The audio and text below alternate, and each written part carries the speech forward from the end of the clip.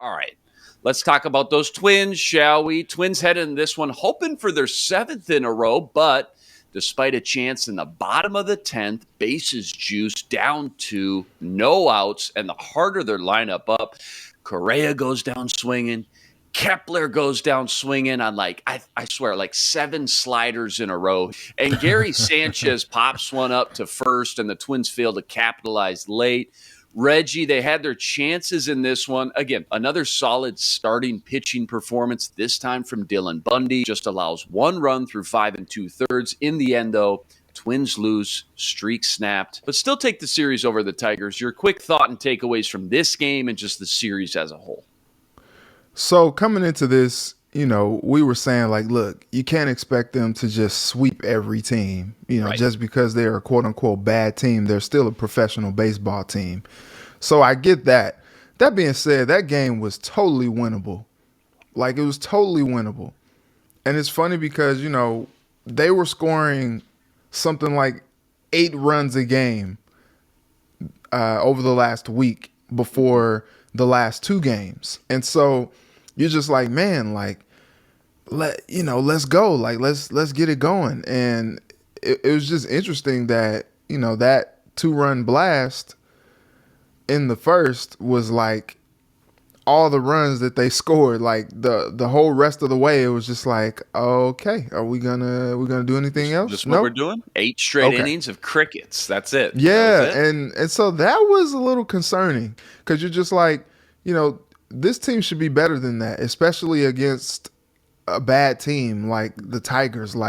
You should be jumping on them and beating them down.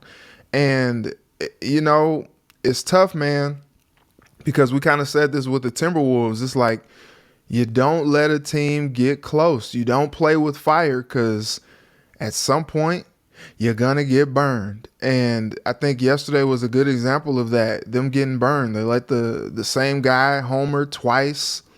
And then, we go to extras.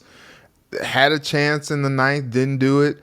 And then you go to extras and you give up the 2-run bomb. And then you're like, look, man, it's over. But then they come back in the bottom of the 10th, and you're just like, oh man, we might see some fireworks here.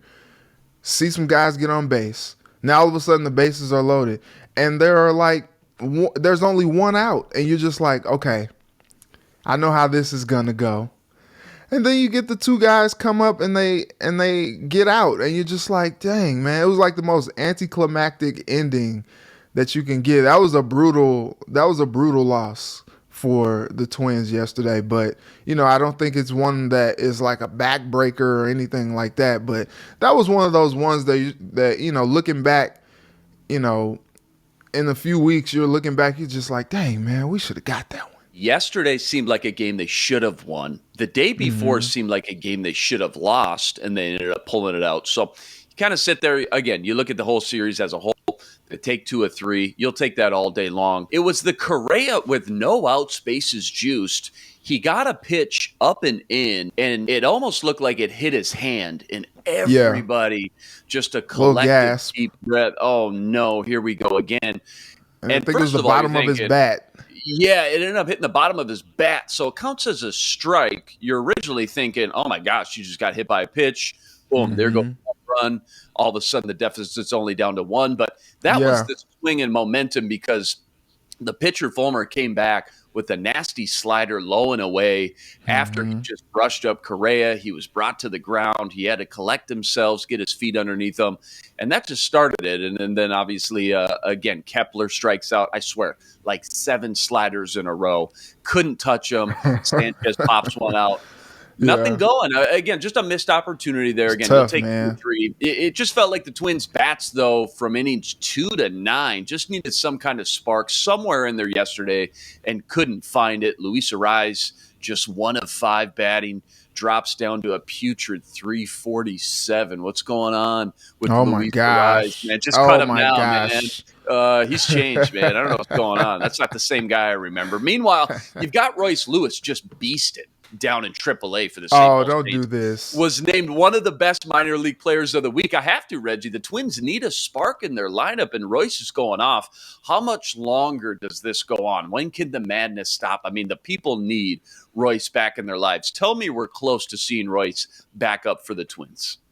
Well, look, when Rocco Baldelli was asked, right after he was sent down, he was like, look, we're going to find opportunities and ways to get Royce back up here. Mm-hmm. And you saw, they're tinkering with some things. When he went back down to AAA for the Saints, they had him at third base. He's a shortstop. Probably try to test him out in outfield or, something like that, just to try to, get him, maybe at second base or something, just to try to get him some opportunities. Because, when Correa is up, it's Correa's job. And everybody understands that, especially with the money that they're paying him. Correa's the guy. I get it. But when you got a guy like Royce Lewis, who was playing well when he was up, and then he's just been killing it in St. Paul since he's gone back down, it's just like, well, it's kind of time. I think it's time for this guy.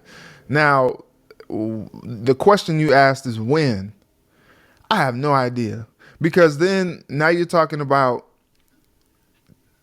taking someone else's spot who's already up, and it's just like, well, who do you replace?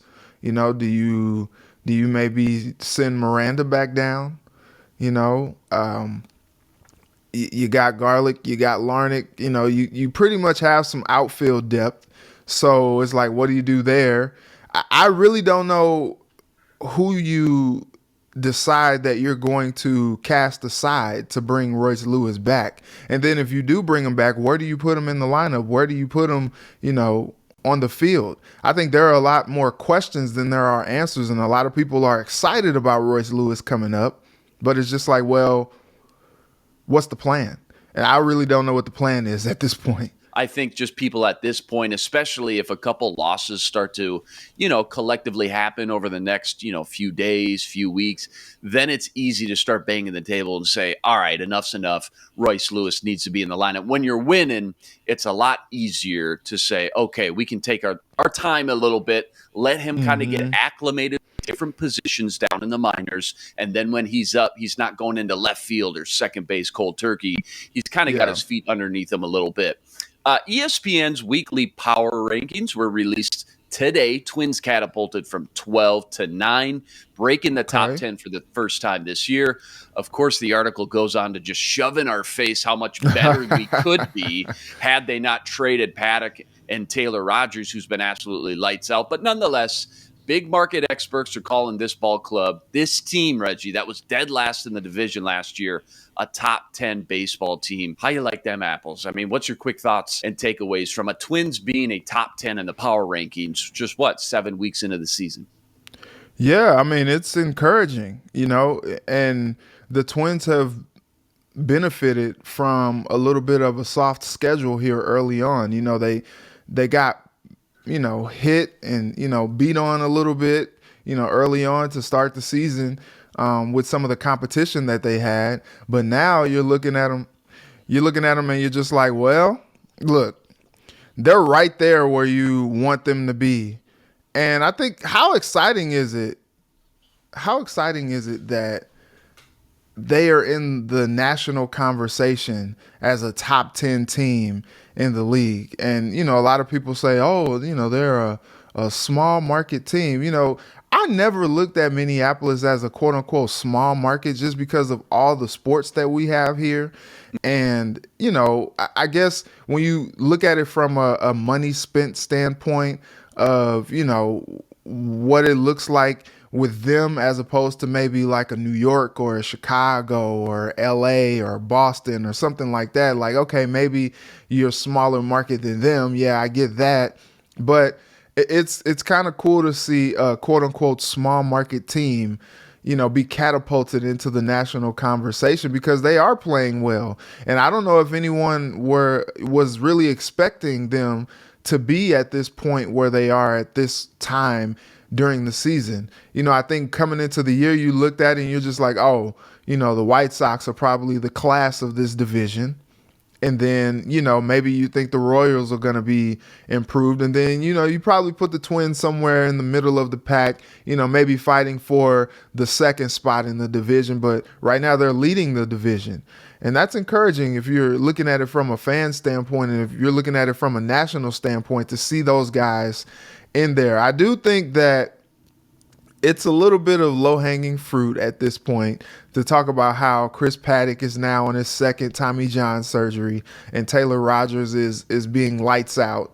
But they did mention Johan Duran and the work that he's doing as a rookie. He's amazing. And so you're just like, look, it would have been cool if maybe you would have kept Rogers and maybe those two are a 1-2 punch in the back end of the bullpen. Yes.